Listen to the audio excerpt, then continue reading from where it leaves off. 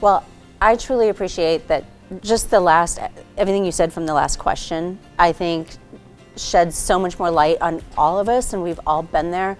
More so than, we can have 3 steps to, okay, I'm going to do this, this, and this. But I appreciate your vulnerability and actually being open and sharing with all of us, because I think we all go through that, and we feel that knowing it's okay, we'll figure out the steps. Those will come. Yeah. But I think it is important those you surround yourself with too. It is. And so many times, like, you hear people say, like, taking a leap of faith. Yeah. And, like, I like the idea of just taking the next step in faith, because and for me, that will always be the heart and the core of the conversation that I have with people. And I know that other people might not be there yet. They might not have arrived at knowing what drives them and who's pulling the strings.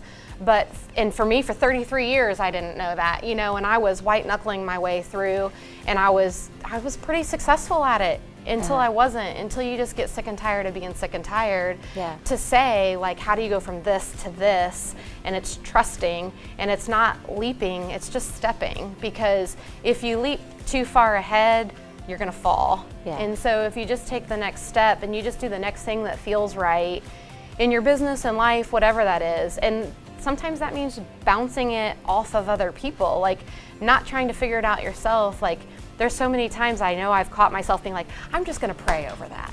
I'm just gonna pray over that. But sometimes I need more than that. Sometimes I need to have a real conversation with someone. I mean, trust me, I have lots of conversations. God and I, we have lots of conversations, and we argue just as much as I probably do with my husband.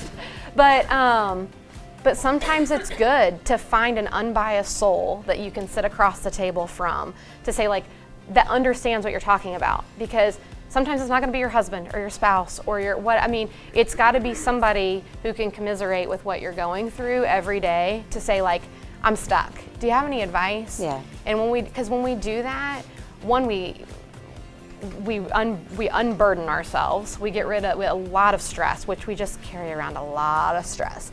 So if we share that with somebody else, though, we open up doors. We open up doors of opportunity. And we as women want to be helpful. We by nature are nurturing and caring and maternal. Like, even if we're not mothers, we're maternal, and we want to help. And so the idea is to just say, like, the first really hard step, which fear, like, will destroy us from, is to say, I need help. Right. Like, how can I help?